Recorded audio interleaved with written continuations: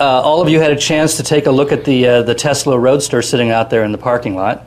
It was the one behind the orange cones that looked very different from all the rest of the cars out there. If you didn't get a chance, try to beat Elon out of here tonight and go take a look at it, or at least watch him tear out of the parking lot silently. So, allow me to do an introduction, sir. We've known each other a long time. We have. You know, Churchill Club is 12 letters. Oh, yes, it is. Oh, my goodness. I was just thinking, it was 20, it's hard to believe it was 28 years ago that Rich Carlgard and Tony Perkins showed me a plan for this. And it was about this, just a few years before I was shown the plan for eBay. And in both cases, I said, I just don't think it's going to work. It's crazy. No, it's just crazy. So let me introduce you. 37-year-old Elon Musk was born and raised in South Africa, but left home at age 17 to make his way in the world.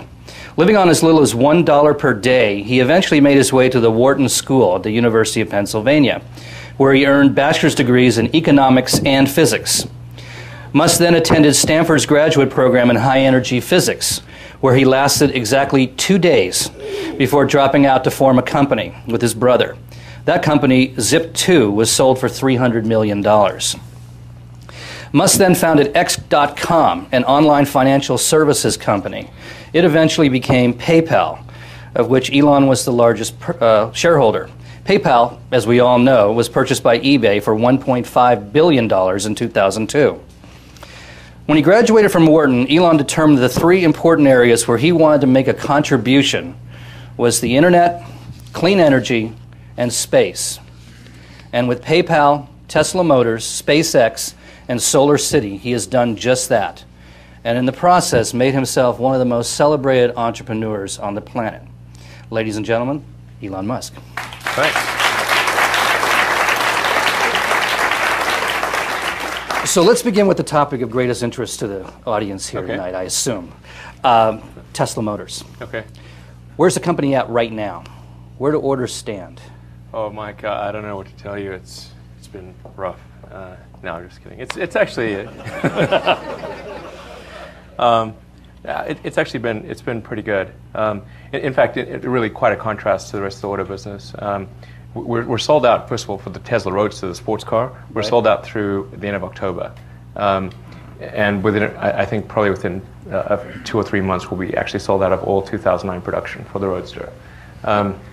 So is this for the standard Roadster or the advanced version? Well, we do have a Roadster Sport coming out, which is for those for whom the Roadster isn't fast enough. Right. There's the Roadster Sport. Yeah, how fast is that one now? That'll do 0 to 60 in 3.7 seconds. So it's, like it's faster than almost any. It's like car, a nice really. CBM laid over on its side. Yeah, it's it's ridiculously fast. Now, how are the orders for that? Good, actually. I haven't looked at the latest orders for the Roadster Sport, and people actually have an opportunity to upgrade their car to the Roadster Sport that are getting their car after, I think, late June or July. And what we're finding is a lot of people are choosing to upgrade their car to the Sport package.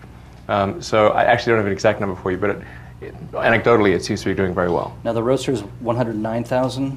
Is that right? Yeah. And the Roadster Sport's 139,000. Do I have that right? Well, the price to customers is actually, in terms of a comparison price that's relevant for comparing it to a Porsche or something like that, is actually about $98,000. And the reason for that is, if you buy an electric car, you get a $7,500 petrol tax rebate. Even if you're an AMT, it applies to everyone. Okay. And then you don't pay the gas guzzler tax, which is somewhere in the order of $3,000.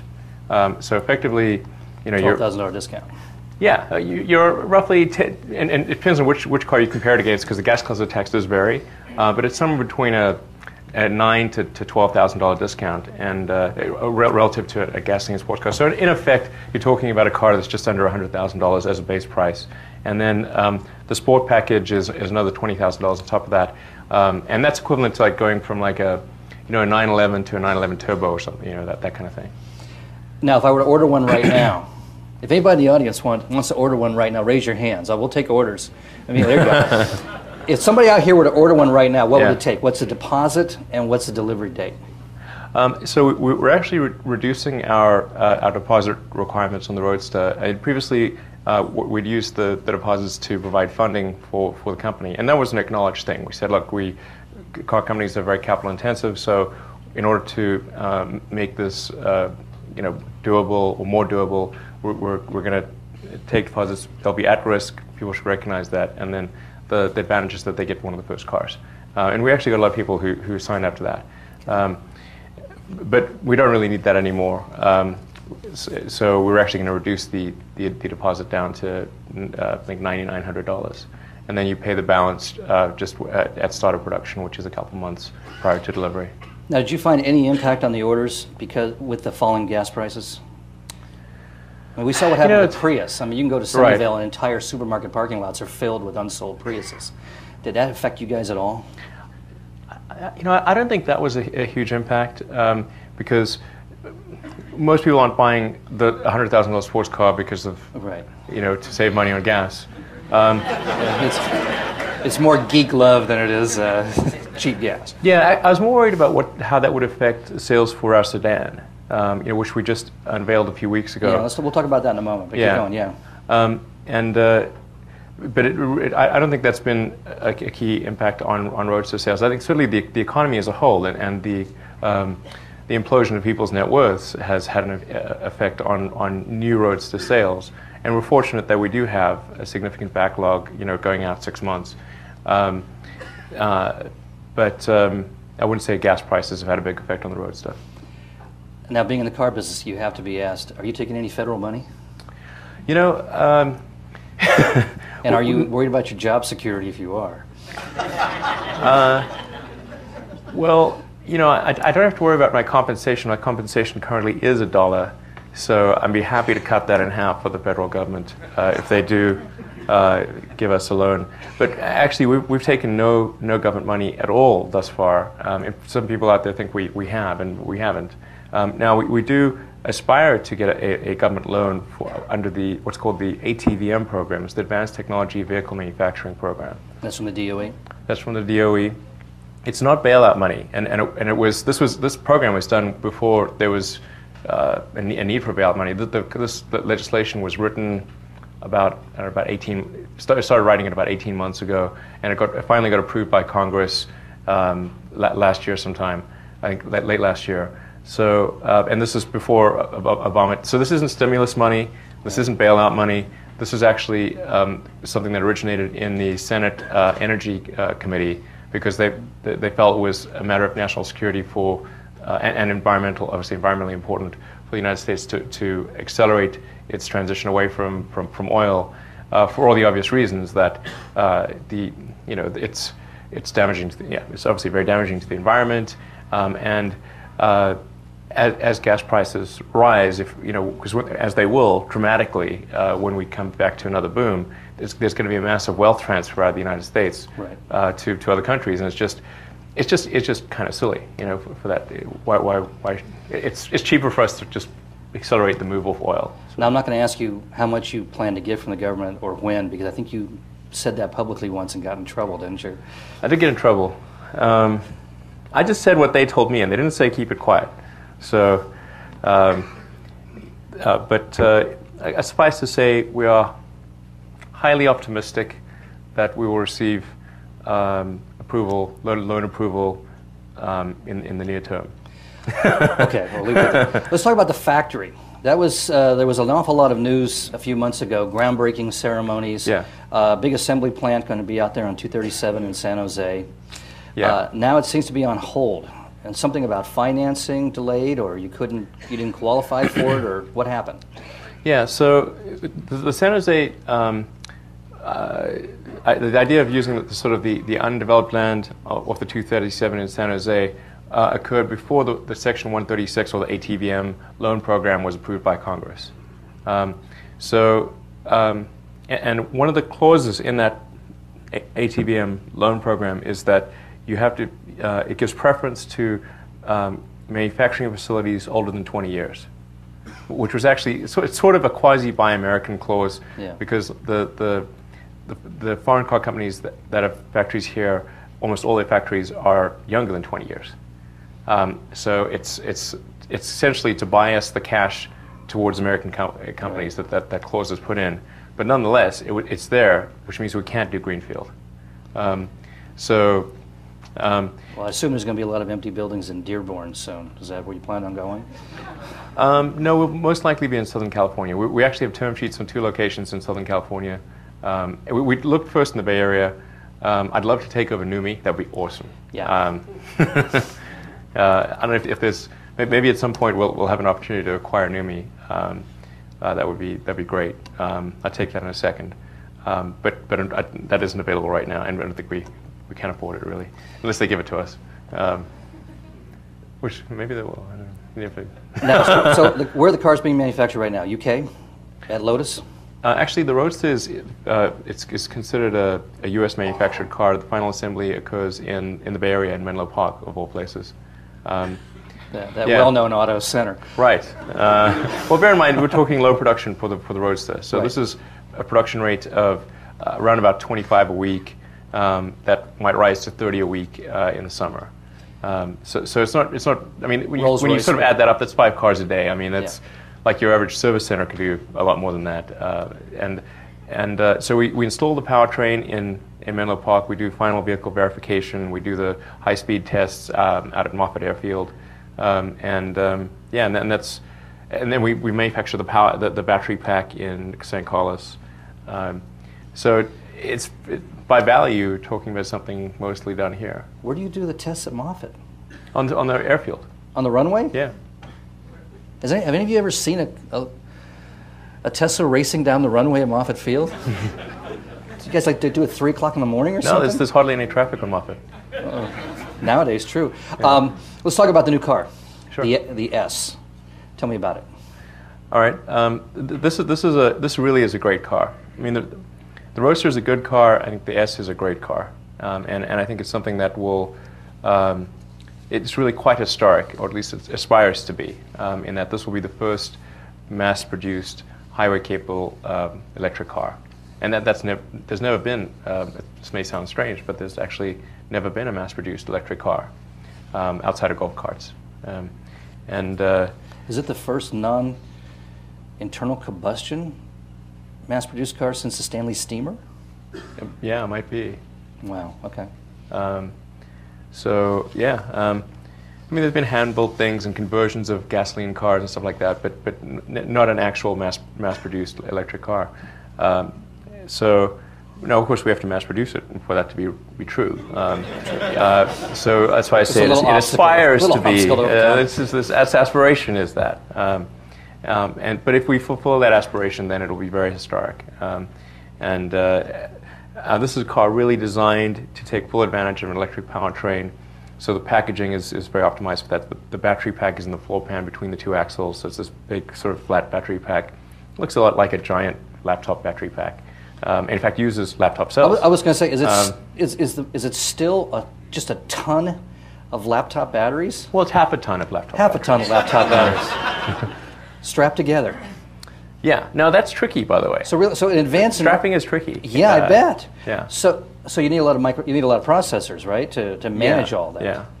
I think we have like 30 or 32 processors or something on board. A lot of them are like little tiny ones. So you must go to bed every night praying for breakthroughs in battery technology, so you don't have to deal with this. No, it's not too bad actually having lots of little cells. I mean, we keep. Believe it or not, that is the highest energy density pack that you can make, is to use a large number of laptop cells. And we keep pushing on the cell manufacturers. And technically, by the way, a battery is a collection of cells. And the cell, if it's just one, it's a cell. And if it's 2, it's a battery. So the cell and the cell is a chemical engineering problem. The battery is actually a mechanical engineering, electrical engineering, and software engineering problem. So there are different types of expertise needed to do that. And in fact, there are many makers of cells, but there's only one maker of large lithium-ion battery packs, and that's Tesla. Of course, there will be others in the future, and that's why Daimler came to us to make the battery pack for the new electric Smart. Right. Now, something I've never asked you. My laptop just about sets my pants on fire. How do you keep all of those from just cooking that car. Are you sitting on your laptop? I don't even want to think about. That may be part of the I don't problem. even want to think about sitting on a half a ton of laptop batteries. Well, look, what's the worst that could happen? I mean, we do extensive safety testing. I mean, I shouldn't laugh. This is a serious subject. So I'll break it down. Okay. So we start off at the cell level. We use only the finest cells. Corinthian cells. Finest cells. Each one gently observed and carefully prepared. We do actually use the highest quality cells, which come from Japan. They're carefully verified by the manufacturer. Then when we receive them, we check each cell. In addition to the fuse that's built into the cell from the manufacturer, we double fuse the cell, so it's triple fused in total at the cell level. Then the cells are incorporated into modules. The modules are designed to ensure that there's passive propagation resistance between the cells. So what that means is, even if all active safety systems fail and a cell goes into what's called thermal runaway, that energy is contained and it does not spread to any neighboring cells. So this involves insulating the cells, making sure you've got a thermal conduction path to get rid of the heat, so you don't essentially have a chain reaction. So that's quite tricky. But we also don't want to get to that. To even losing a single cell. Right. So we have an active cooling system, so the battery pack is liquid cooled. And that also is a tricky problem because you need to be thermally conductive but electrically isolated. Yeah. And moreover, that needs to be true over 100,000 plus miles of bumpy roads. The great problem in real life cars. Yeah, real life cars. Real life cars it is hard to make things last for 100,000 miles and 10 years and that kind of thing. So if you hit potholes and it's getting shocks from the road, it's getting vibrations, going through extremes of temperature, it gets into an accident. Under all these circumstances, you cannot have the pack catch on fire. Right. Very hard problem, and then also it must be. You must be able to make the pack inexpensively. It's got to pass all the regulatory requirements. You've got to preserve the pack so that you maximize the calendar and cycle life of the chemistry within the cells. Charging. So you have to deal with the DOT and the DOE. Yeah, Any branch of a lot of government departments. Yeah. Tell me more. I don't want to go into too much minutiae. Tell me more about the car. Yeah, sorry. What's the experience like? I should have said. Yeah, I'll give you the sales pitch on the Model S. Okay, so this is a car that has a range of up to 300 miles. It seats up to 7 people. That's 5 adults plus 2 kids. And the way we get the 2 kids is it's kind of like the old station wagons. We have 2 rear-facing kid seats in the back. That's an option that you can order. I remember those days. Yeah, I mean, it's not great being in the back, but I guess it could be kind of fun if you're a kid and you can sort of watch all the other cars and stuff. And most people, when you put 7 people in a car, it's almost never 7 adults, and it's only occasionally, rarely, is it 7 people. So we try to make something that could substitute for your SUV, so you don't have to have cart this gigantic 7-passenger SUV all over the place. It will be 5-star crash rated, and that's a very hard thing to achieve. In fact, today's 5-star will reduce to a 3-star in 2 years. Right, they keep moving the bar. Yeah, they keep raising the bar on to what's necessary to achieve a 5-star. So people might think, oh, I've got a 5-star today, it'll be like a 5-star in 2 years. No, that's like a 3-star in 2 years. I mean, you basically have to be, a Sherman tank level safety to get to 5 stars. We will be at 5 stars. I'll have my own kids in the car. We're not going to make something that's less than 5 stars. And you got to pass all the kids, too. Yeah, we'll be fully occupied in the car. And so the challenge then is to make it super safe, but not super heavy. So it is quite a difficult mechanical engineering problem and mass optimization problem. And actually, arguably, it will be safer than an SUV because it'll have such a low center of gravity because the battery pack is in the floor pan. that you're not going to have the tip over risk. It's going to stay on the ground. Yeah. So I mean, if you're going on like some mountain path or something and you go off the side, I mean, it doesn't matter how many airbags you got. You know, right. You're toast. So you want to make sure you don't have tip over risk, and then so on tip over risk, you'd actually win against an SUV. Tell me a little about the ergonomics. I hear you have some innovations on the dashboard. Absolutely. And that sort of thing. So for the interior approach, you can think of it like a giant iPhone.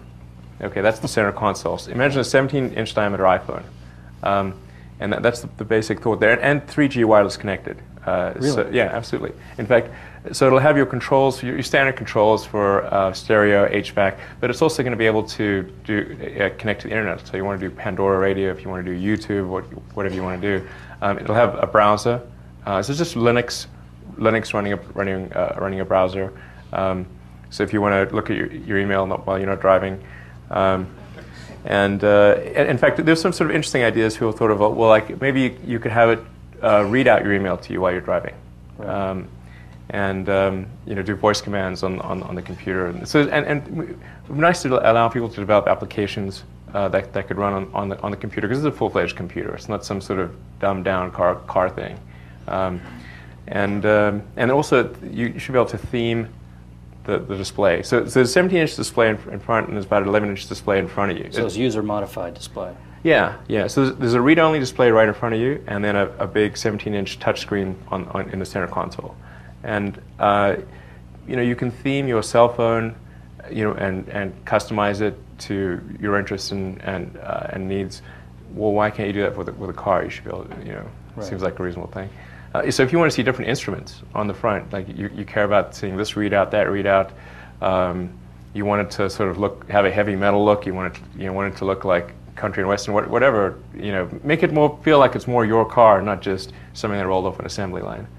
So you could have the dashboard of a 67 GTO. Yeah, Stewart absolutely. Warner gauges if you wanted to. You can have it look like steam gauges if you want. Yeah, to. Yeah, right. Absolutely.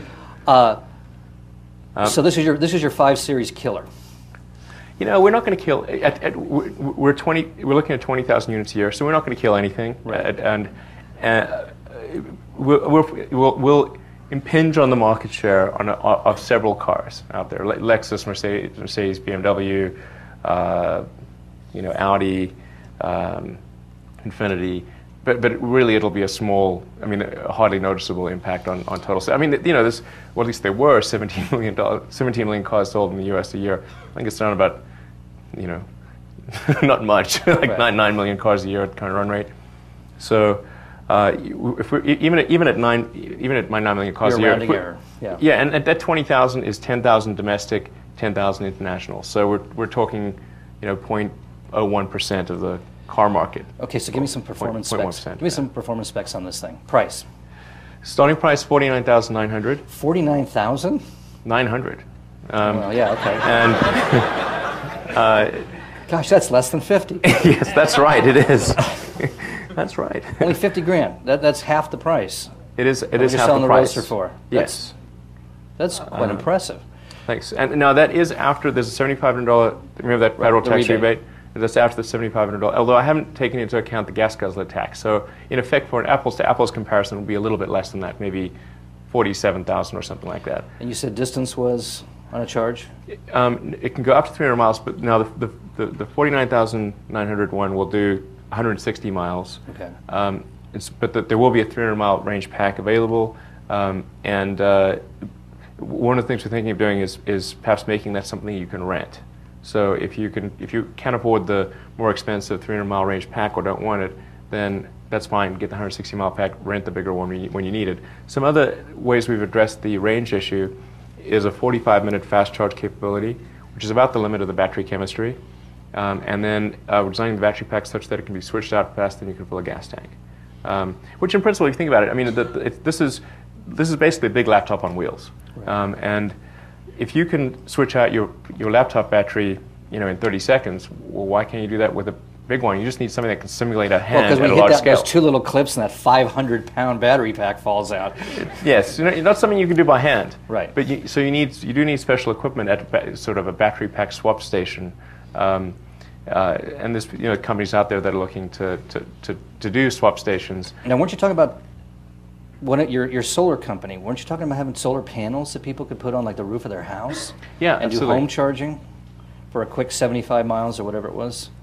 Well, the most efficient thing to do is to actually put solar panels on the roof of your house and just have them basically power your house, particularly during the day, because during the day is when you encounter peak load, right. And they have to put the least efficient power stations online during the day, and then at night, it's actually better to charge your car at night.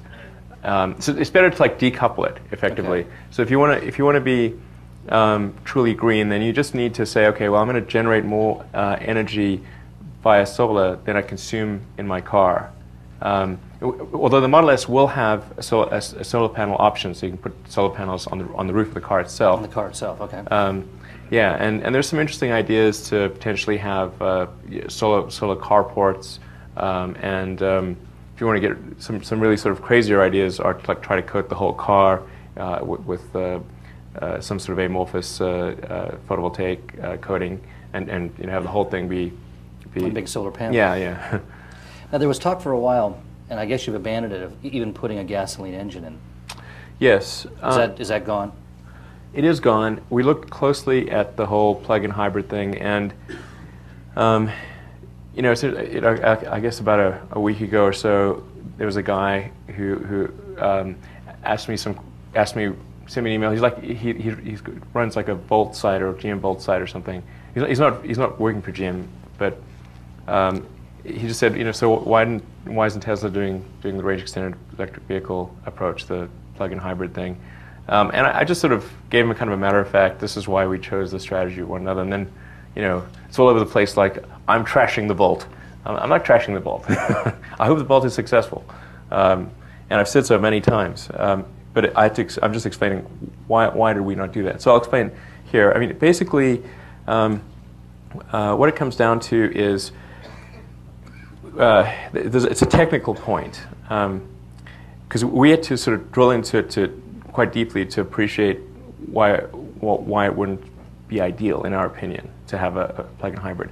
If you go from, say, if you consider a 200-mile range pack versus, say, a 40-mile range pack, it sounds like you'd have a pack that is 1/5 the size, right, for the 40-mile pack. But that's actually not true.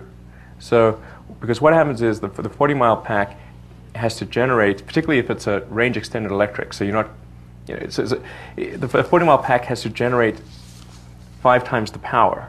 Right. Well, technically you could have the motor running, and so maybe it only has to generate 2.5 times the power. But then you're running both simultaneously, and that you're not really being electric if you're doing that. So if you just consider the pure electric case, you've got to generate 5 times the power. But the way it works in battery chemistry is that power and energy work at opposites. You can either have a high power pack or a high energy pack. Energy is total mileage. Power is the rate at which you can take the rate at which you can consume that energy. Right.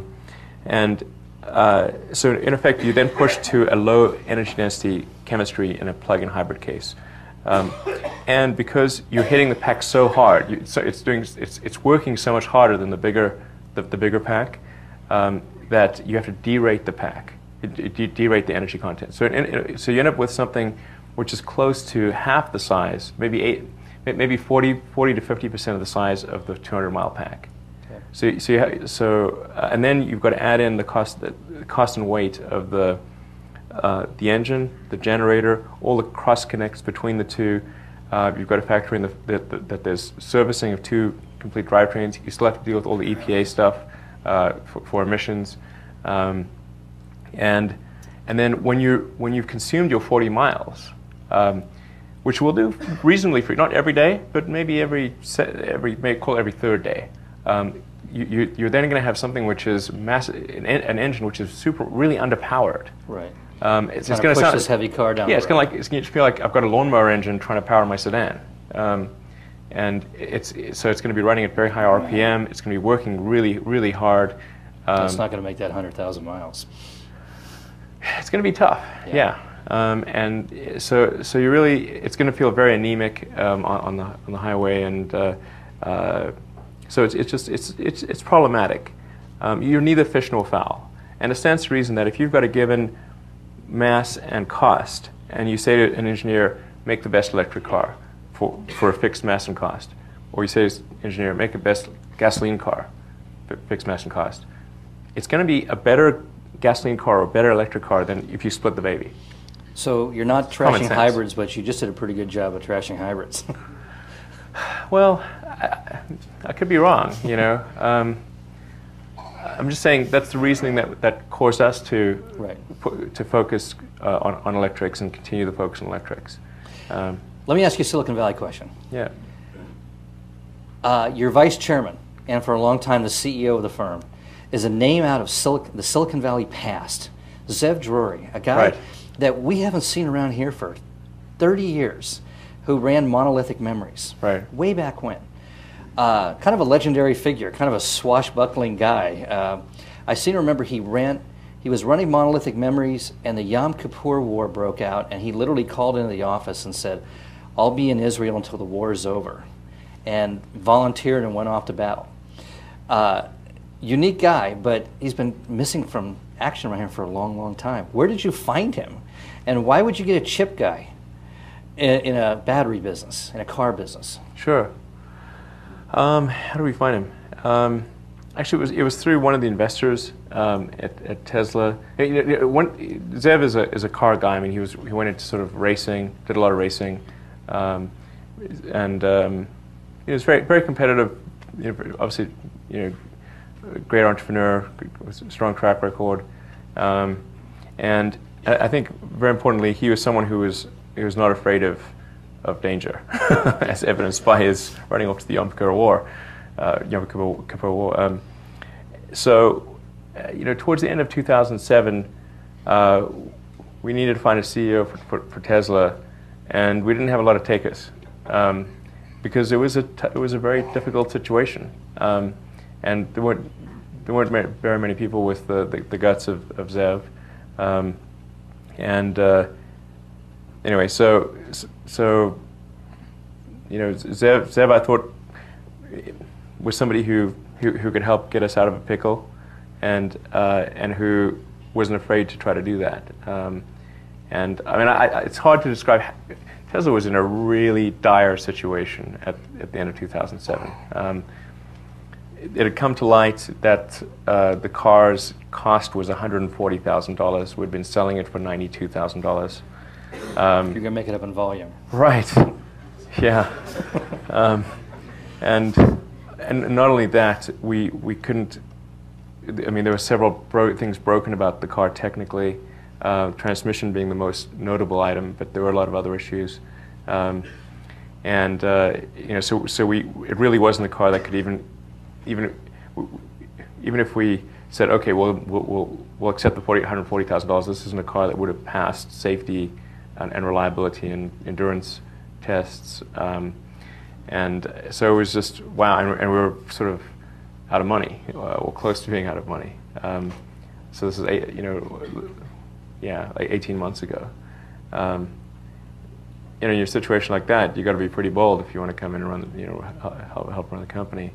So, and he was willing to do that, and he'd sort of, like I said, he'd taken things from very tough situations before, and so he joined as CEO, and in effect he and I were kind of the co-CEOs of the company, because he was coming in cold and didn't know any of the background, and although I'd been at sort of a fairly high level up to that point, and not in the nitty-gritty, at least I had the contextual background. So he and I basically ran the company together for about 18 months, and then when the financial crisis hit, I guess it was about. Well, I mean, the financial crisis hit, and I was like, oh man, okay. So I got to up my time in the company and go from being kind of the half CEO to the full CEO, because I also had to up the ante in terms of my investment in the company financially. So it's like, all right, if I'm going to do that, then I got to, you know, be the full CEO, not the half CEO. Well, now bold is, you know, the ultimate entrepreneurial trait, and you obviously have it. I want to go back. Let's talk about your upbringing. But before we do that, real quick, 40. How much for the S? 49,900. Okay. Yeah. How fast? It's 0 to 60 in about 5.5 seconds, and top speed 130 miles per hour, electronically limited. We will have sport versions of the S that will have a 0 to 60 of under 5 seconds. But 5.5 seconds in a sedan is plenty fast. Oh yeah. I'm thinking about those kids in the back seat facing backwards. Yeah, it's not 3.9 seconds like the Roadster, but it's pretty fast. Yeah, real fast. All right, let's talk about your upbringing. You leave home at 17, and you want to get to the States, right? Was that your dream? Yeah. First of all, you don't want to be in the Army. That doesn't seem like a good use of time. Being in the being conscripted in the South African Army just didn't seem like a great way to spend time. So, without your parents' approval, you take off and you end up in Canada first. Well, so I was trying to figure out how to get to the U.S. So try to convince my parents to move there. Oh, my parents were divorced, so at least one of them could move there, and I could move there with them. But I wasn't successful in convincing them. And but then I found out my mother had been born in Canada. So I kind of walked her through the process of getting her Canadian citizenship, which allowed me to get my Canadian citizenship, which meant I could go to Canada. And my grandfather was American, actually, but because my mother hadn't gotten her American citizenship before he died and before certain age restrictions, I wasn't able to get American citizenship, unfortunately, directly.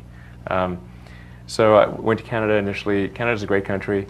I was there for about 3 years, and then came down to the States to continue going to school at UPenn, Wharton. And you live on a buck a day. How did you? Well, how do you live on briefly, yeah, but how do you do that? I mean, there's several times in your life when you're It's a long time basically ago. well below the poverty line, right? And this is one of them. Well, buck a day was 20 years ago.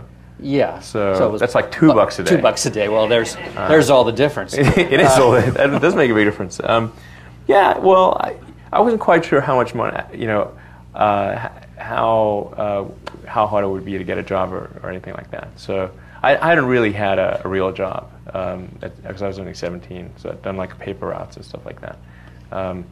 So I thought, well, just in case it takes me a long time to get a job, I better make sure that my tiny stash of money lasts a long time. So I only had a few $1,000s. So I thought, well, wait, let me see if I can live for under $1 a day, and you can do it. I mean, you just buy like hot dogs in bulk and oranges in bulk, and scurvy is bad, so you can have an orange. Throw an orange in there. That's when the blisters start forming on your tongue, it's time to get an orange. An orange every couple of days will keep scurvy away, and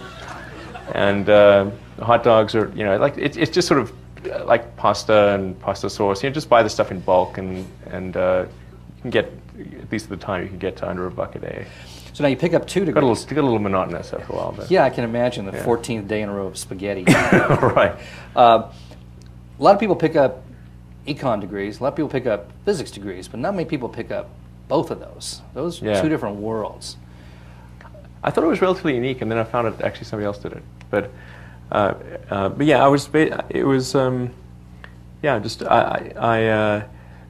I mean, I'm more an engineer than anything else. Engineering and design is my interest. But I figured if I don't learn the business stuff, then somebody else is going to make me do things I don't want to do. So I better learn, the secrets of business. And so that's why I did the physics degree as well as the Wharton finance degree. Now this is the most... Finance stuff was easy, by the way. That was really, I'd say all of my business courses, like in the final year, all of my business courses together were not as hard as quantum mechanics. Okay, I'll buy that. So now, this is the mythical moment in your career. You get accepted to grad school at Stanford. That alone's a pretty big deal. You're in physics. Well, to be precise, actually my initial department was the material science department. And you use the word high energy physics, and that's actually a defined term in physics.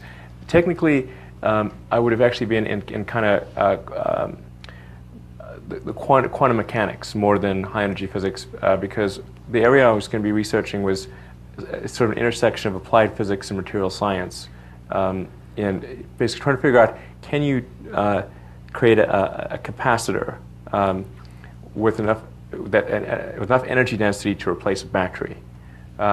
Now, capacitors are very common components in circuit boards, and they are occasionally used to store limited amounts of energy. But the problem is that the energy density does not compare to what a battery can do. But if you could get a capacitor to approach the energy density of a battery, then things like charging could be done in minutes or seconds, technically. So you wouldn't have a recharge time issue, and then also cycle life and calendar life would be measured in decades. But Elon, you were there for 2 days. You were there for 48 hours. I've been in meetings that lasted longer than 48 hours. Right. I've been drunk longer than 48 hours. Me too. 2 days? How do you do 2 days? I mean, that's not even long enough to like get the books. Well, it was a tough decision, actually. I was trying to figure out, okay, should I do grad studies or start a company doing some internet stuff? And this was in '95. It was before... before the bubble. Just before. Before Netscape even went public. Yeah. So, in fact, when I started Zip2, it was not with the expectation that I would make a large sum of money. It was like, okay, can I make enough money to live and buy food and stuff? That was really the threshold. It was a very, very low threshold. And Netscape had not gone public. Somebody wrote something about me that said, oh, I saw Netscape go public, and that's why I decided to start Zip2. I started Zip2 in the summer of '95, and before Netscape had gone public. I tried to get a job at Netscape, actually, and didn't hear back from them. So now see, reading your biography, I would have thought you were the wild man, the black sheep of the family. But now I've come to the conclusion it has to be your brother, because you come out planning to get a PhD, and 48 hours later, your brother has convinced you to drop out of school and join his new company. Not quite. No, actually, I convinced my brother to come from Canada. Oh. Yeah. But my brother's a convincing guy. Maybe it was, well, he was in Canada at the time. Right. But I always wanted to do something with my brother, and he wanted to do something with me, and so a $300 million shared gift is a pretty good gift for. Yeah, but I mean, at the time, the expectations were really tiny. Now, is this when you were sleeping on the floor in your office? Actually, I was sleeping on a futon, which turned into a couch during the day. So that was like where you held your meetings. Yes. Right, exactly. That true. So you were renting an office, but you didn't have a place to live, right? So your apartment cost more than the office. So then my brother and I just got 2 futons, which turned into couches, and then during the day, and then we'd have we'd have a table and we'd have meetings there, and then at night there'd be, unbeknownst to the people that we'd have meetings with, that where we slept. And then we showered at the YMCA on Page Mill and El Camino. And then you could work out as well, so it was in great shape. Yeah, it was actually fine. So all you guys sitting in Pete's with your business plans, you guys think you have it tough. Any questions from the audience right now? We're going to get into space in a minute here, but I want to, as long as we're on cars, let's take car questions first. Yes, sir. Elon, congratulations on your success. It's very impressive. Please wait for the mic. I don't need it. We do need it because we're recording this. Oh, yes, of course. So why don't what I have to say? Where's the mic? It's coming.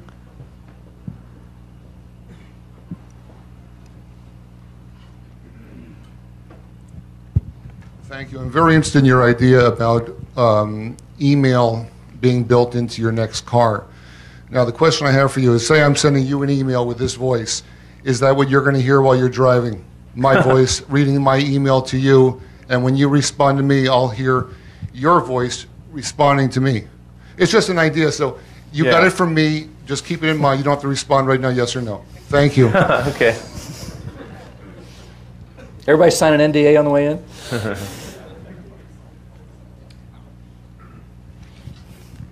Why did you name the car Tesla? The company's named after Nikola Tesla, who's actually very well known in physics, because units of magnetism are actually units of Tesla, and I mean, he came up with a number of innovations. He also went crazy, but so hopefully that's no indication of the future of Tesla. But I mean, he was a great man, and didn't get. I think the popular side of things hasn't gotten quite the recognition that he deserves. So it was a choice between Tesla or maybe Faraday, after Michael Faraday. So So capacitance is measured in farads, by the way, in farads. So. Could you give us your perspective on the future of Detroit? Future of Detroit, wow. Well, clearly the companies are going to be smaller than they used to be. I don't think I can actually. I'm not sure I could shed any light that people don't already know about Detroit, and that it's going to be a much smaller industry than before. I think there's a good chance it will emerge healthier from this process than it's been in recent years. I mean, GM and Chrysler in particular, and to some degree Ford, this was inevitable. It was only a question of when. And so the financial crisis kind of accelerated the inevitable, but it didn't. It would have happened anyway. There need to be substantial reforms on the management side and on the labor side, and I think really they need to get back to. They need to focus on producing great products. That's what it really comes down to. If you say who makes great cars, how many people in this room would say GM? It's kind of unusual. People say that. If you said, tell me who makes the best cars in the world, it might be a Toyota or a Daimler or a BMW or an Audi or something like that. That's really what great companies are built on great products. Hopefully. But now, once you prove mass production of electric car, why wouldn't the M&A guys from General Motors and Ford come knocking on your door? Well, I point out that there needs to be some currency for that acquisition. Right. And the stock isn't worth a lot, and right. And they don't have any cash. They're not going to give you. You're not going to take equity in General Motors. No. I made this comment actually several months ago. I was a little more flippant when I say, well, what if General Motors calls up and what if Bob Lutz, who's no longer on the board, calls up and says he'd like to acquire Tesla? What would your response be? I say, well, you can't afford it, and that's just true. I don't think they can afford much of anything. They just don't have the cash, and the equity's not worth anything. One more car question out there, and then we'll go to space. How would you compare Tesla with Fisker Automotive?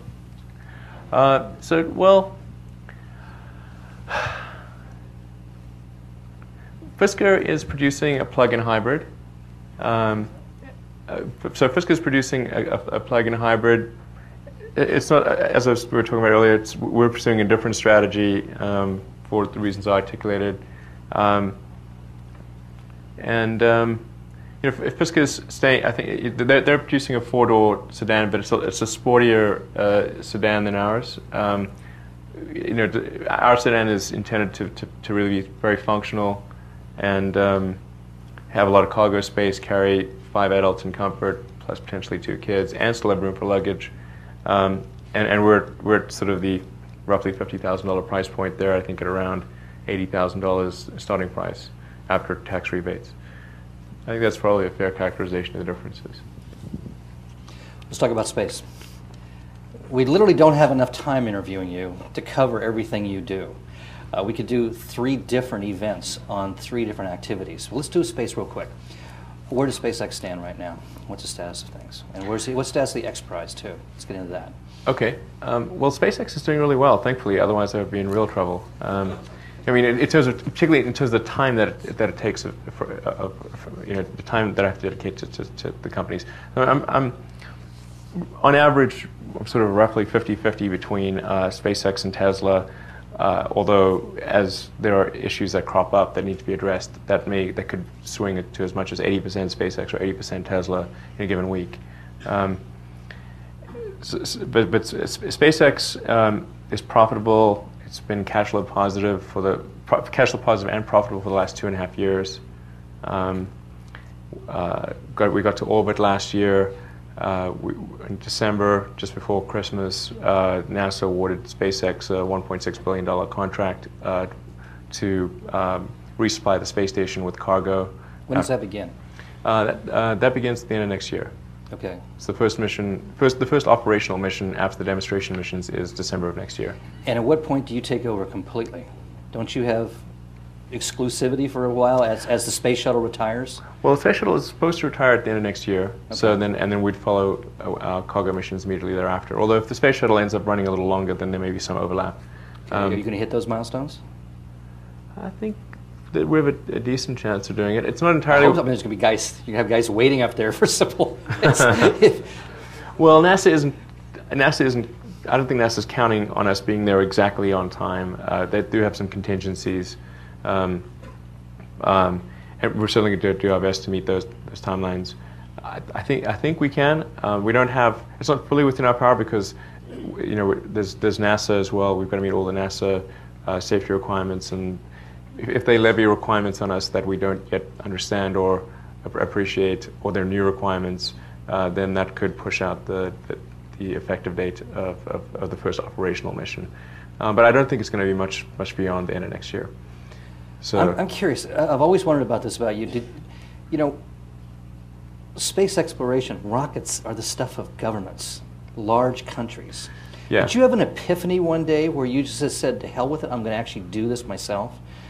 I'm going to create a commercial space company? Yeah. I mean, who sorta. comes up with that idea? You in the shower? It is kind drive to of the office? out of left field, yeah. Well, you mentioned the areas of interest that I had in college. One of them was space travel. In particular, the extension of life beyond Earth, to like making life multiplanetary. I actually, when I was in college, I didn't think I would actually be a part of space. I was going to say you're the only guy who thought of this stuff that actually did it. I mean, there are millions of people that think, "Oh, I'm going to do this. I'm going to, be an astronaut when I grow up." Not many people actually build rockets when they're 35 years old. Right, and actually, when I was in college, it wasn't. These are the three areas I want to be involved in. These are the three areas that I think will most affect the future of humanity. And I didn't. If you'd asked me in college, do you think I'd be involved in space? The answer would have been almost certainly not. I thought it would be highly unlikely because you need billions of dollars. You need to be a government, and actually, there's only like a handful of governments that can even do that. Right. So it wasn't with the expectation that I'd expect to be involved in space. But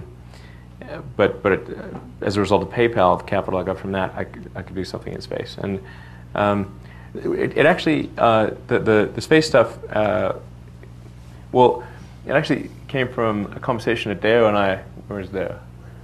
Yeah, there he is. So we were coming back from Deo's parents' place in Long Island, and Deo asked me, like, what am I going to do after PayPal? And I said, well, I thought maybe there'd be something philanthropic that could be done in space that would get the public more excited about space travel, and in particular, sending people to Mars.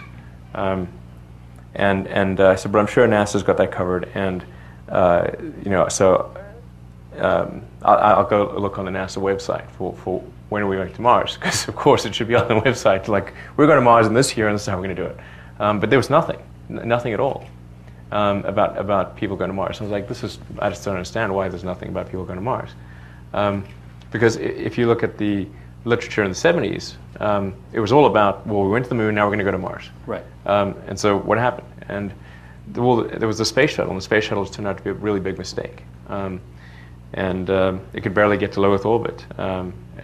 Forget about the moon or Mars or anything like that. And so I thought, well, geez, maybe I can do something that's going to get the public excited about Mars, and that will generate congressional support, which will turn into funding for NASA to go do this. And looked at a few different options. Actually, Adeo and I did a couple of trips to Russia to look at buying some refurbished Russian ICBMs. Right. And that's just change the exciting. telemetry a little bit, yeah. Yeah, make sure you shift the payload. Like, which button do we press? And meanwhile, NASA lost the blueprints for the Saturn V rocket, right? So you couldn't rebuild that. Right. Saturn V was a great rocket. It's just too bad that we should just rebuild that rocket and make it better. Like, just improve on that rocket. It was a good design. It's so much better than the space shuttle. So are you going to put a not man even on Mars? comparable. Are you going to put a man on Mars? You and I have a bet. I haven't forgotten the bet. Right. We were in a plane flying over the North Pole, under the Aurora Borealis, Right. as a matter of fact, and we made a bet. You believe that you would put a man on the moon by 20... Not on the moon. Oh, I'm sorry, on Mars. Yeah. By 2020 maybe? I think it was 2020 or 2025. Okay. You going to make it? We'll try.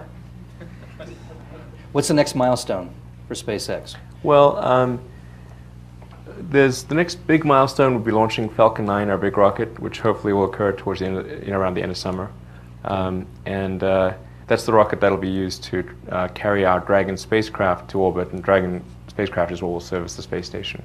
So Falcon 9 is a pretty good sized rocket. It's actually the most powerful single core rocket in the U.S. fleet, more powerful than what Boeing and Lockheed make. much does it before considering side boosters. How much each one of these cost? On a per flight of Falcon 9, Right.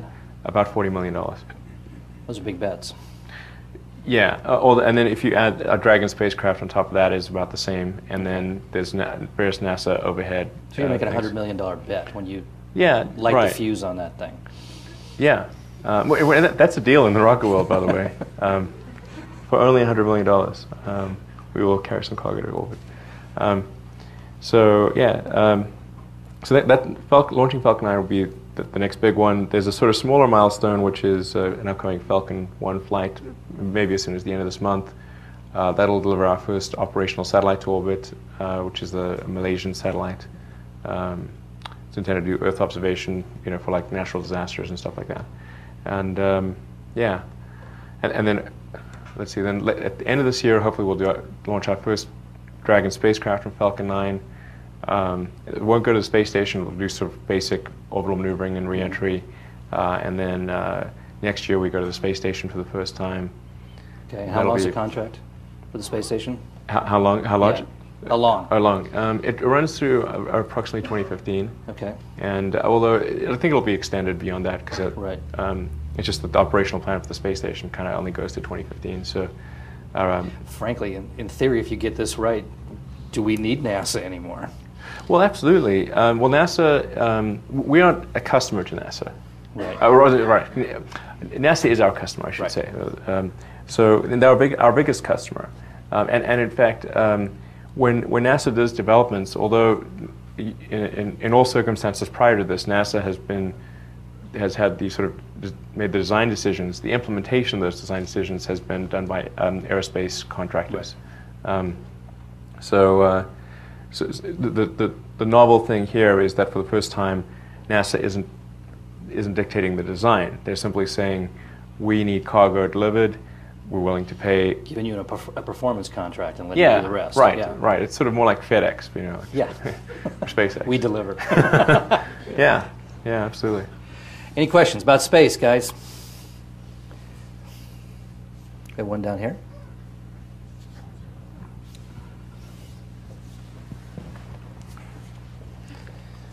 We have a Homestead High School junior asking a question.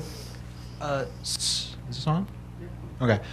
So for your Falcon series, you decided to use the Merlin engine, right? Right. We developed the Merlin engine, actually. Yeah, yes. Yeah. My question for you is, why did you go for the single or one type of engine and then use 9 of them on the Falcon 9? How many is Yep. it? Because I've seen a lot of other in the history of space. It's like everyone, like above 5, you're like, oh my God, the turbo pumps are all going to blow up or something. And then, so why did you choose that instead of developing a larger engine? Well, I should point out, like the Saturn V, although it had 5 engines on the first stage, also had 5 engines on the second stage, and then 1 engine on the third stage. So it was actually an 11-engine rocket. Falcon 9 has got 9 engines on the first stage, 1 on the second stage. So it's actually one total of 10, so 1 less than a Saturn V.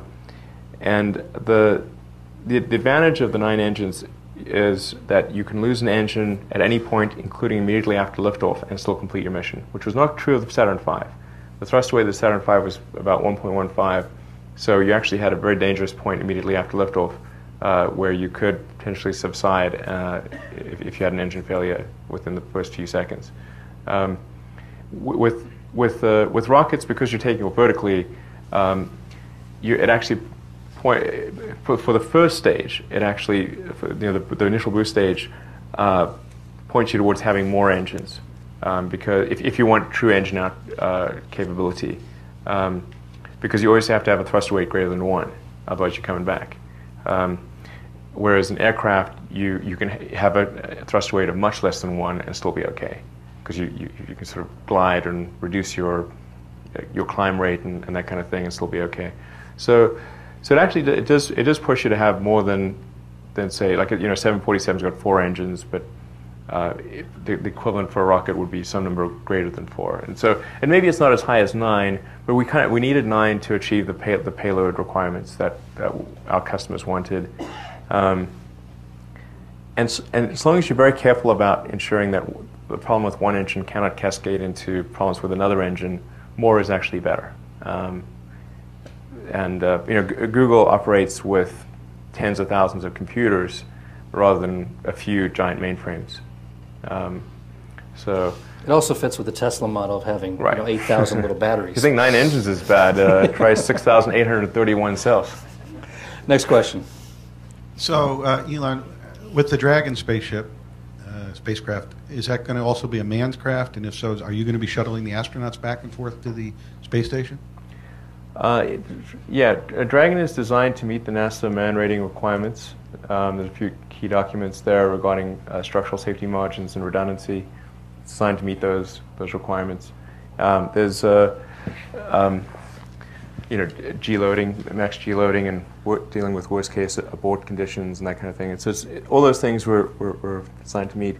There's one key development item that we need to finish, which is the escape tower, so that we have a launch escape system in case something goes wrong with the core booster. It can carry the capsule to safety. It's also something they had during the Apollo era, but they don't have that for the space shuttle. Really the two weak areas of the space shuttle, and the two most dangerous periods for a manned vehicle are during the ascent phase and the descent phase. There are fundamental architectural flaws with the shuttle approach. One is on the ascent phase, there is no escape system. They decided they didn't need an escape system because the shuttle would never fail. Really? We're like, wow, okay. So there's no escape system. If anything goes wrong on the ascent, it's curtains. And then on reentry, particularly the initial part of reentry, which is the high heating point, because it's not a naturally stable vehicle. You've got to have control surfaces and wings. So it has control surfaces and wings. So if anything happens with the control system, so any the electronics that don't work or malfunction, or there's a hinge that isn't working properly in one of the control surfaces, that's it, you're toast. It's not naturally stable. It has to be controlled, and then the heating rate goes with the square of the radius of whatever you're dealing with. So if you've got a wing leading edge that's got a very, effectively got a sharp radius, you have a very concentrated heat, which limits the material choice to some very brittle materials. In fact, it'll only work for Earth orbit reentry. If you come in at a higher velocity than low Earth orbit velocity, there's no material known to man that can withstand it. So actually, for like the moon, you couldn't use a winged vehicle. It's impossible. It's sort of like if you think of the Apollo era, okay, they had airplanes back then. It's not like, oh wow, wings. What are those things? The designers of Apollo, von Braun and the others, were very familiar with aircraft. If they thought wings made sense, they would have said, let's put wings in this thing. But they don't. When it comes to space, wings are dumb. Just as you don't make an airplane look like a boat. It's different medium. So if when they retire the space shuttle, how are they going to bring the astronauts back until and get them up until you're able to do that? The Soyuz. Okay, the Russians will do it. Yeah. So the Soyuz is a good. I would definitely prefer to ride on the Soyuz than the space shuttle. You have an escape system on the Soyuz. Oh, and then of course on reentry, a capsule, a blunt body reentry capsule, can be designed to be naturally stable, so that even if all the control systems fail, that and you're just lights out, dark. Everything's, it's naturally, it's like a shuttlecock. It's naturally stable on reentry, and you don't have to do anything there, and you can just manually pull the chutes or something like that. So, in fact, that's happened on a couple of Soyuz flights where they've had control system failures. If that had been the shuttle, it would have been curtains. But because it's naturally stable, you don't have to worry about that. And then because you've got that blunt body reentry, the heat shield is much more robust because you've got this really big radius heat shield instead of these sharp radius wings. So it's really a much safer design. I believe there's never been a fatality on the Soyuz, which has been going much longer than the shuttle. Many more flights. So, Elon, how do you keep these two different things separate in your mind? I mean, you're dealing with two massive industries, very distinct worlds. I mean, do you have to like literally say, oh, wait a minute, I'm doing rockets right now. No, I'm doing cars right now. And how do you segregate those two things? Because they're both competing for your attention 24 hours a day. Right, and I have kids. My kids actually spend a lot of time with my kids, and by the way. 4 kids. 5 kids, yeah. 5 kids, yeah. Right. How do you manage that? Yeah, that is tricky. Yeah, no kidding. Yeah. Well, actually, it's okay most of the time. But if it's when a crisis flares up in either kids or one of the businesses, then it can be quite a little bit overwhelming. So it's like triage all the time. It is. It is kind of like triage. I mean, the rocket business and the car business are pretty hard in the best of times, and these are not the best of times. Next question. You don't like wings? I don't like wings for things that go to space where there is no air. I mean, my understanding of the reason the wings were on the space shuttle was so they could land where they wanted to. Oh, okay. So let me correct a misconception then. A blunt body, sort of a capsule, gumdrop style thing, is a controlled landing. In fact, because you still have a lift vector, so you use offset center of mass to create a sort of a tilt in the capsule, and that actually creates a lift vector. And that lift vector, it typically be a lift over drag of 0.2 to 0.3, but that's plenty enough to steer you where you want to go. And in fact, even in Apollo, when they didn't have GPS and they they're really dealing with very primitive electronics, their landing accuracy was a 1 mile radius. And of course, if you can get much better than that with GPS and all that other stuff. In fact, the only error is the wind drift. That's really the only meaningful error. And if you do steerable chutes, or put some like a little propeller that popped out or something like that, you could drop the capsule on the numbers on the runway. Just like a parachutist can steer their flight down to a very accurate location. And then you could, I think you just sort of like flare it just before you get to the bottom, just like a parachutist, and there you are. Next question in the back. I was there several years ago in the Mojave Desert when Spaceflight 1 took off for the maiden voyage. I was wondering, first of all, what was SpaceX's involvement in that program? And do you guys have any plans for taking up civilians into space? We didn't have any involvement with the Burt Rutan's Spaceship One, except that I'm a trustee of the X Prize Foundation, and I provided a little bit of the funding to the Ansari X Prize that they won, and I was there for one of the flights. And it's actually it's great that it was won. But it is worth pointing out that there's a significant difference between a suborbital flight and an orbital flight, because space kind of seems like, well, space is all the same thing. But if you look at the energy required to get to space versus the energy required to get to orbit, they're very different orders of magnitude. You need an ideal velocity of roughly Mach 25 to get to orbit, Mach 3 to get to space, if you define space as, say, 50 miles up. And that's a pretty big differential, but it's bigger than that because the kinetic energy goes with the square of the velocity.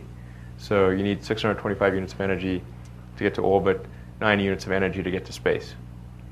So you're about 1.5% of the energy, one versus the other. So the requirements are really way, way different.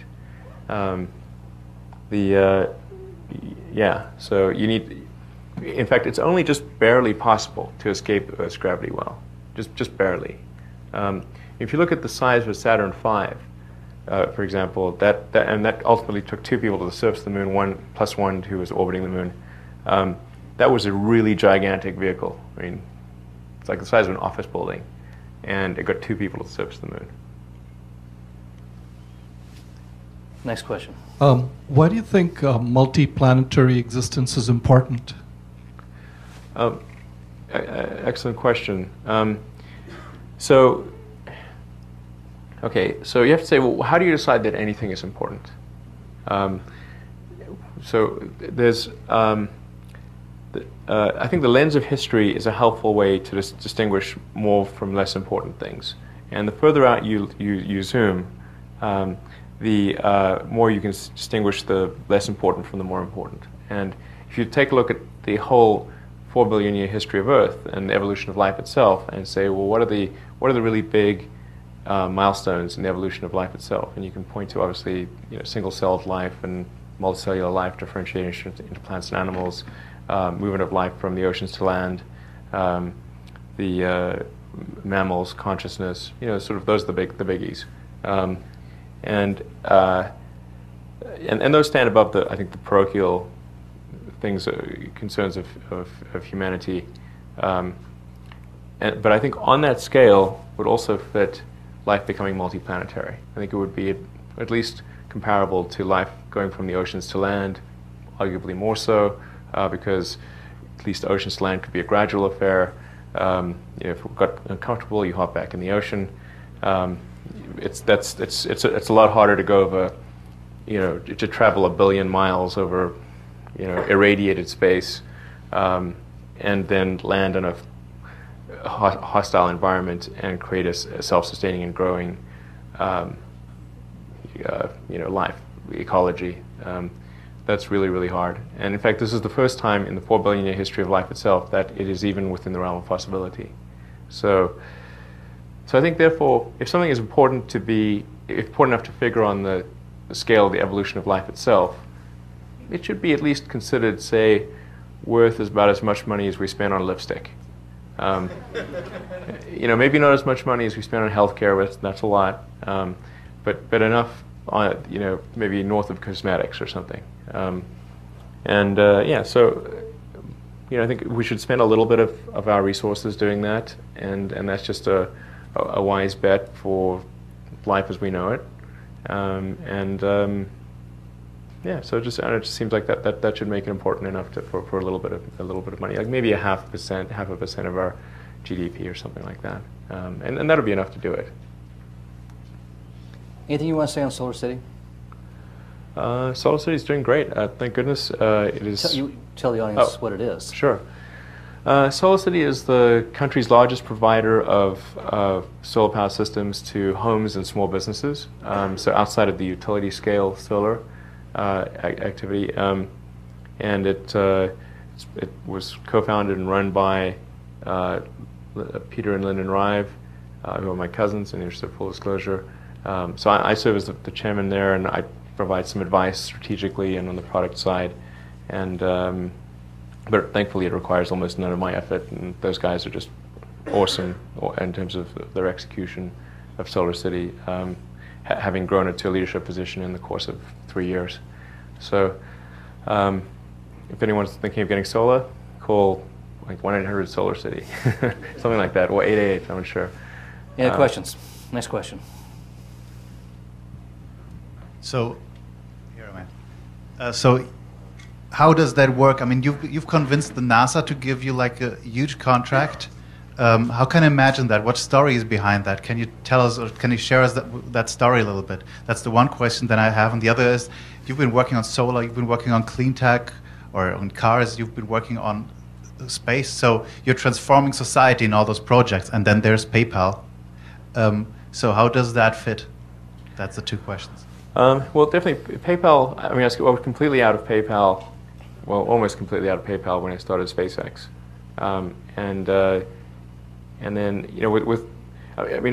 from a business standpoint, my time is really split between SpaceX and Tesla. Almost no time. I spend almost no time on Solar City because it's just running so well by itself, and the guys there are just doing a great job. And there's really not much I can add to what they're doing. But going to the NASA question, it took us a long time and a lot of effort to convince NASA to rely on us. And when we won that cargo resupply services contract, it's basically value ranging from 1.6 to 3.1 billion dollars. We competed against Boeing, Lockheed, and Align Tech Systems. Well, actually, they're all three of them together against us. There's a sort of a partnership called Planet Space, which is basically it was Boeing, Lockheed, and Align Tech Systems against SpaceX, and we won. So, or at least NASA felt confident enough to give us that deal. So, preceding that, it had been sort of 6 years of working to gain their confidence. And we'd won a preceding contract, which was called the COTS contract, Commercial Orbital Transportation Services, to demonstrate progress in that direction. But I have to give NASA a lot of credit here, because without that COTS contract, it would have been very difficult for us to compete for the Cargo Resupply Services contract. They've been helpful in an advisory capacity and a financial capacity. So I think we're very grateful to NASA and appreciative of everything that they've done, because we wouldn't be in a position to have won that cargo resupply contract without their help. So. During that microsecond each day that you actually have to contemplate other activities, what are you dreaming of now? I really, my mind is full. Just dealing with SpaceX and Tesla and then family matters. There are a few areas. I think at some point in the future, it'd be interesting to take a look at fusion. That's a tough problem, and it's something that I think we could solve. But it would, I'd say me. I think humanity could solve that problem, but it is a very tough one. And maybe there's something where I could be helpful there. But that's just completely speculative. It could be totally wrong. Success may not be one of the possible outcomes. Hey, if you can get me to sit on 3,000 laptop batteries, you can get me to sit on a fusion reactor. Yeah. Well, fusion. I think some scale is needed for fusion, probably. Although there's some ideas for having smaller scale fusion. I'm not talking about cold fusion, but sort of fusion at sort of a nanoscale, if you will, like basically very small amounts of fusion in a little container. But it is a very hard problem. And then I have an idea for create double-deckering highways, which I think I thought a lot about when I'm driving to work in LA. The highways, it would just be, I think if you create prefabricated sections of a highway and did a very efficient kind of a metallic structure that could withstand the worst earthquakes, and the trick would be making it light and very strong and inexpensive. But I think I know how to do that. And it's that sort of relatively mundane, but it would have a big effect on people's lives. And then I have this sort of idea for an electric plane, which I think could be pretty cool. Electric supersonic plane. So. That's a lot of batteries. It is a lot. That's a lot of batteries. It is. It is a lot of batteries. Next question. By the way, I haven't heard any of this stuff before. This may be in print tomorrow. Yes.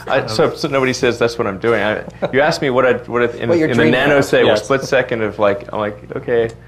I've been thinking a lot about the plane one, more than I should. Actually, I try to ban that from my mind. Talk to you about it.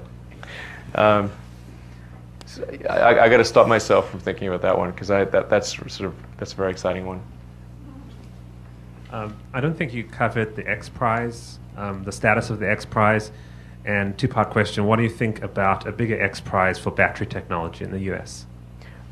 Sorry, a bigger X Prize for what? For battery. Yeah, I think an X Prize for battery technology would be great if there's a sponsor like the federal government or anyone. I think it's great to incent outcomes rather than it's great to make bets on approaches, but it's also good to incent outcomes. And ultimately, you care about the outcome, not the approach. And that's the good thing about prizes is they don't try to rely on some panel of experts to figure out what the approach is that's going to work. Because often those panels of experts are not the people who are going to figure out the innovations that result in the outcome you want. And that's basically why you have prizes. And as far as the X Prize is concerned, there's an automotive X Prize, there's a genomics X Prize for low-cost sequencing of genes. There's the Google Lunar X Prize, which SpaceX is trying to help with a little bit by offering. The only discounted launches we offer are for the Google Lunar X Prize, actually. Yeah, so there's a bunch of stuff happening there, and I think it's a good model. It should be emulated more. DARPA did a great example of a prize thing with the DARPA Grand Challenge. That was there's the DARPA Grand Challenge, DARPA Urban Challenge for autonomous vehicles. That's got to be one of the highest bang for buck items that DARPA has ever done. Because I guarantee if you made that like a DoD contractor and had Lockheed and Raytheon and all the usual suspects bid on it, it would have been like $2 billion, and they'd still be working on it. So anyway, I think there's a lot of room for prizes, and there should be more of them. One more question, then I have one.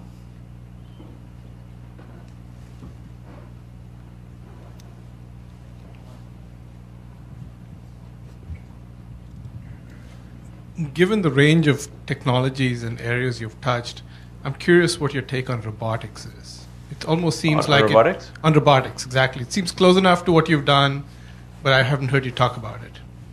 Well, Tesla does use robotics to a limited extent in its production today, particularly on the battery pack side, because you've got so many cells, almost 7,000 cells, that some robotic assistance is important in making the battery pack.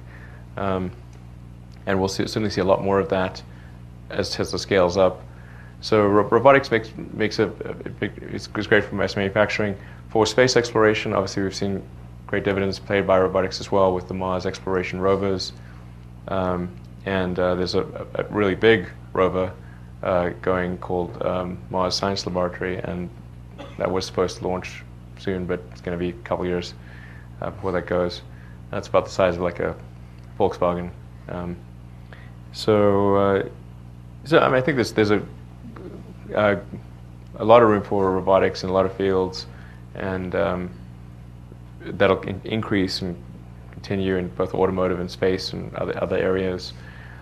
But at the end of the day, I think we still need to make life multiplanetary. It can't just be sort of sending droids out there. I'm pro-life in that sense. So I think robotic exploration, robotic preparation, but we also need life going beyond Earth as well. So. I was just curious from a perspective of making people's lives better. One of the big things Yeah. in Japan is around that. I was just curious if that was an area that you even thought about or going through in a nanosecond. No, I haven't really thought about robotics personally, but just not to say that I don't think there are lots of things that could be automated and where there could be robots that help people in their daily lives. I'm sure there'll be a continued expansion of the whole iRobot type thing beyond vacuum cleaning. So Yeah, yeah, I think it's a great area. So, I have one last question for you. I've followed your career for a long time, known you for a long time. Yeah.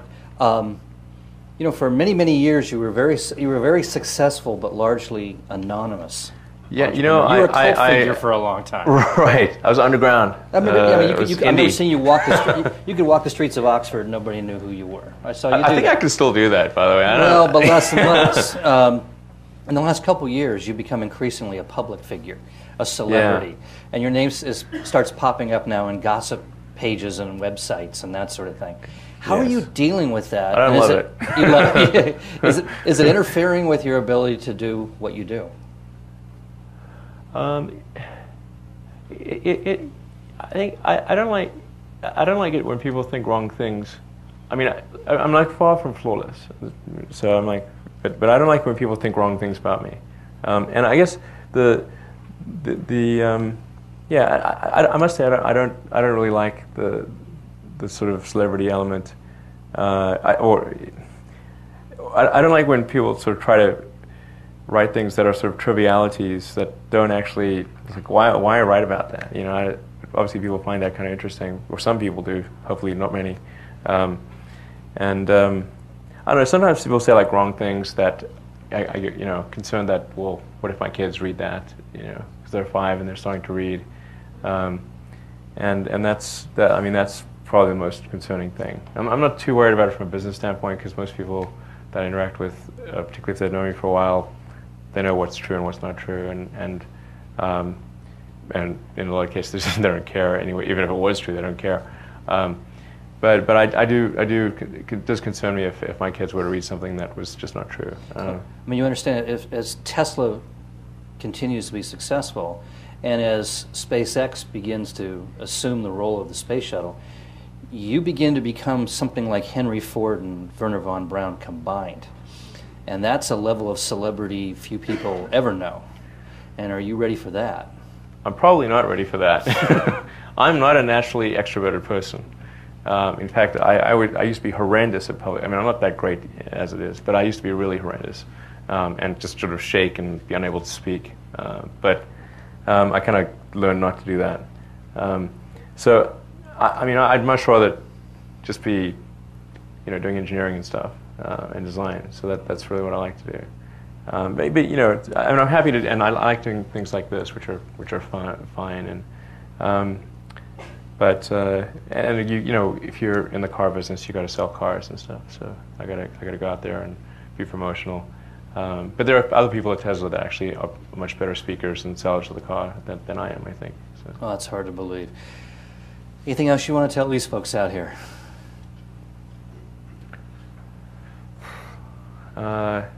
He's talked about a lot. I thought there were some really good questions from the audience, actually.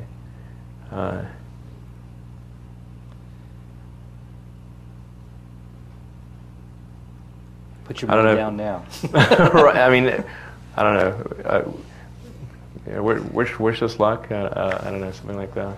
I don't know. I mean, I'm not very. I'm not superstitious, but you never know. I mean, there could be some divine entity that's sort of. If there is, then I hope that entity is favorable. And if worse comes to worse, you already know how to live on $1 a day. Yeah, absolutely. Ladies and gentlemen, the Uber entrepreneur Elon Musk. Yeah.